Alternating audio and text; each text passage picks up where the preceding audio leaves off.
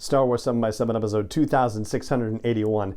Yesterday we talked about the Pykes Syndicate being one of the 5 major criminal syndicates in the galaxy during the Clone Wars and the time of the Galactic Empire, and how they might react based on the events of the finale of Season 2 of The Mandalorian, with Boba Fett coming in, shooting up poor Bib Fortuna, and staking a claim on Hutt territory. Well, now we're going to talk about another criminal syndicate that was also operating in the time, and this particular syndicate may even be more important because of the connections it has to the Bad Batch, to Ahsoka Tano, and to Sabine Wren, just to mention a few. Punch it.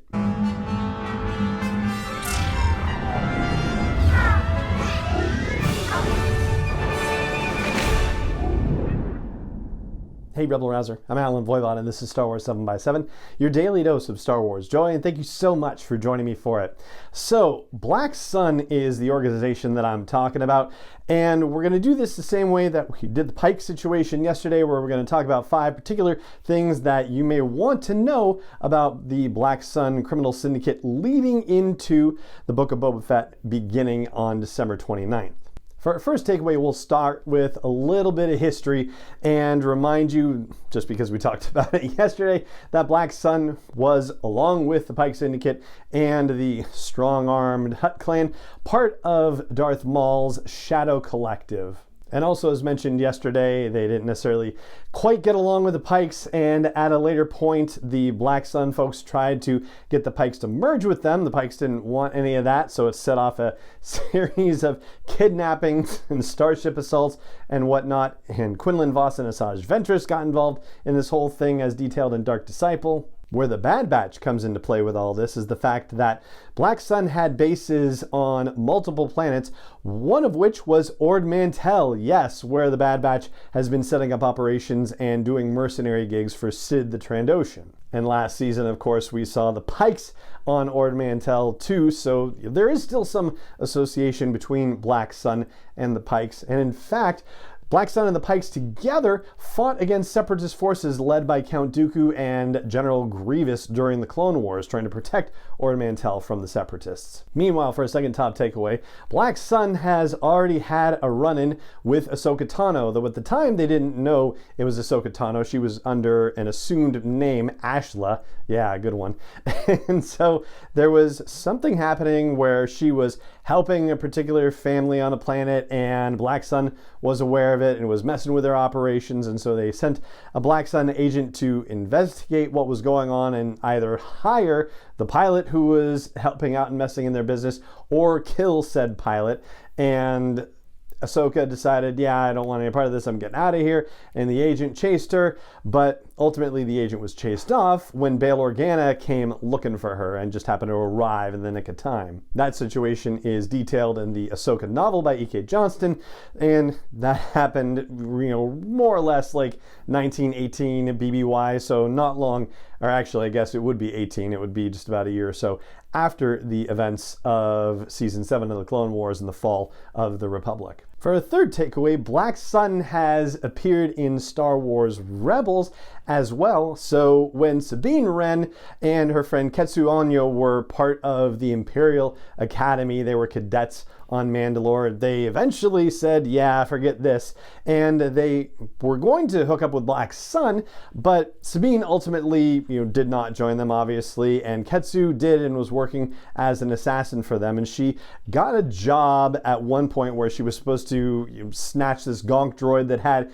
important information, and it ultimately put her in conflict briefly with Sabine, but they ended up teaming up together and not working for Black Sun anymore. So Black Sun, basically, for our purposes, what we need to know is that they are also aware of Sabine Wren and have had less than pleasant experiences with Sabine, from their perspective, of course. Moving on to a fourth top takeaway, we're going to connect with something that we were discussing yesterday in the Red Key Raiders. It's an upstart criminal organization that was trying to get a foothold on Tatooine after the events of Return of the Jedi, and this was detailed in the Aftermath trilogy of novels by Chuck Wendig. Part of this story has to do with how the Red Key Raiders ran afoul of Cobb Vanth, which is what we were talking about yesterday. But the other part of the story has to do with the fact that the Red Key Raiders worked with Black Sun to try to, as the Wikipedia entry very neatly summarizes it, tried to prolong the Galactic Civil War, which was, still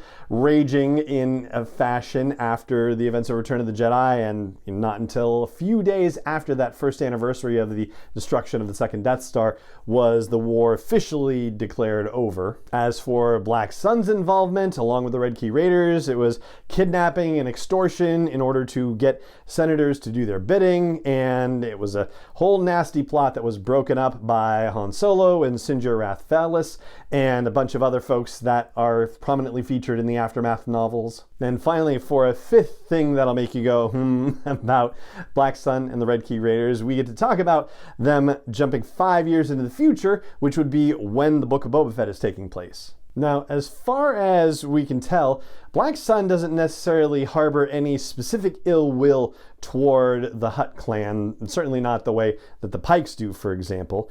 But there was an incident that's detailed in War of the Bounty Hunters, basically, where, as we talked about yesterday, the Pykes were involved in an auction for Han Solo's carbonite block. Well, Black Sun was apparently involved in the same auction, but they didn't have as difficult a time out of it, I guess, as the Pykes did, because, it didn't have the same meaning for them. They were chased off by Vader when he showed up, but, stuff like that happens all the time, right? As for the Red Key Raiders, well, considering that they were trying to get a foothold on Tatooine, where Jabba had formerly had his base of operations, we don't necessarily know yet how deeply involved the Hutt clan is with the goings-on on Tatooine. It seems like, maybe not a heck of a lot, but it certainly seems like it would also have a particular meaning and importance for them too.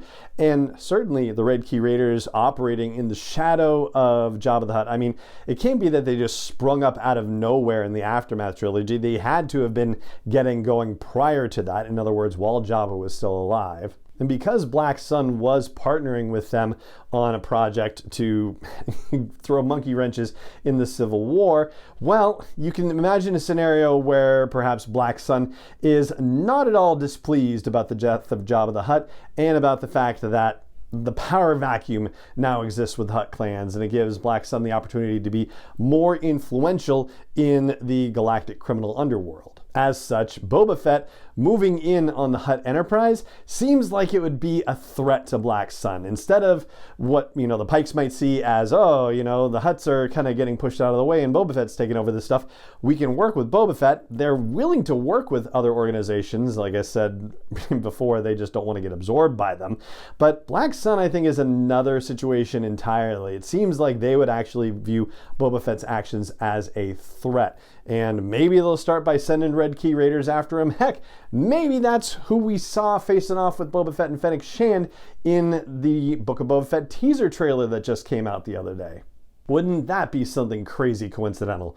But ultimately, with Black Sun, I feel like it's going to be more important to consider them and their potential impact on the Book of Boba Fett series, not just because of their connection to the Red Key Raiders and not just because of the fact that they seem more likely as an organization to be enemies rather than allies, but also because they have connections to Ahsoka Tano's backstory and Sabine Wren's backstory, and we know that all of these series that are being developed by Disney Plus, the Ahsoka series, and of course the Book of Boba Fett and the Mandalorian, and maybe one or two more that we haven't heard about yet, all of these are building up towards some sort of climactic story event. And so it makes very good sense to have Black Sun be the antagonist for Boba Fett in this, because of the fact that they have these other connections to things that we already know or suspect are going to be subjects of Disney Plus series in the future. And so that's what I've got for you about Black Sun and the Red Key Raiders,